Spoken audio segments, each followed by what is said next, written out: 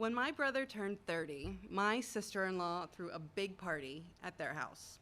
And a 30th birthday is still like, you think you're young enough to hang, your college friends come over, your fraternity brothers come over, but your family's there.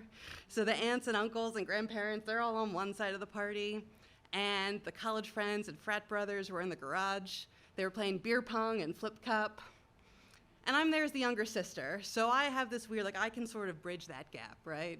I talk to the aunts, and then the relatives leave, and I'm in the garage.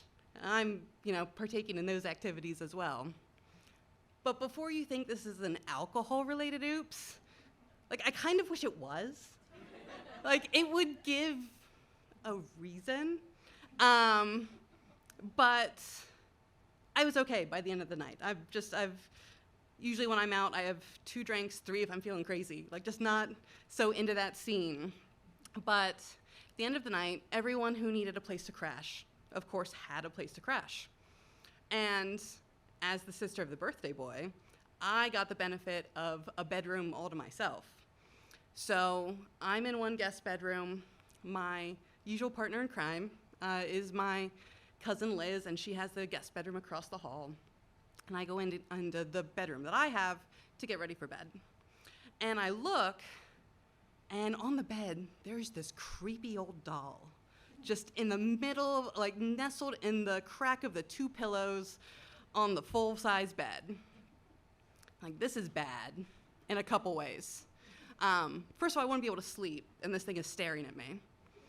And it also looks very fragile.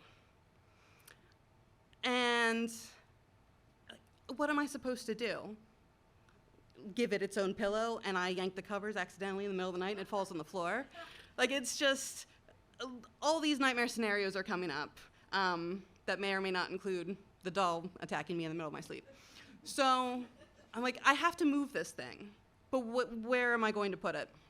So I survey my options in the room. There's a nightstand, but it has a lamp on it, and a clock, and some picture frames, and it's not gonna work. There's a long dresser, but it's also covered in picture frames and figurines from the 90s. So there's no doll-sized space, horizontal space, that I see to put this thing in. The next best thing I can figure is I've got to put it on the wood floor. So I pick it up ever so gently, cradle it like a baby, and I slowly lower it to the floor. It gets to the floor, thud. I had held it like a baby. I cradled its little neck, I cradled its butt and legs, and I missed an arm, and the arm made contact with the floor. So I quick text my cousin in the next room, "Did you hear that loud noise?" "Yeah." "What was it?" "I think I broke the doll." There's nothing I can do at this point, so I just go to bed. The next morning in the daylight, I survey the damage, and its arm is broken clean off. So, I shower, pack up my things, make the bed. I try to be a good house guest, I really do. I try to leave the room just as I found it, and that included taking the creepy doll and putting it in between the crack of the 2 pillows. It's wearing this frilly little dress.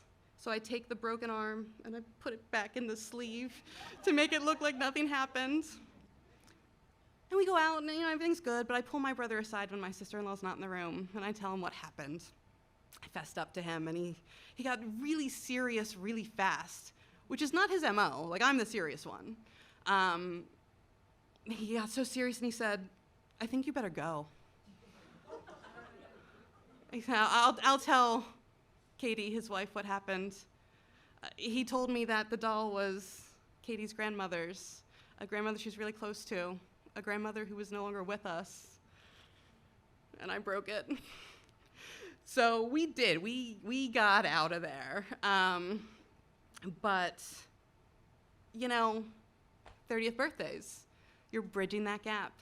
You're still partying with your friends, and then those responsibilities come creeping up, which includes cleaning up your little sister's messes. Now, my brother's birthday was yesterday, so this story's having an anniversary.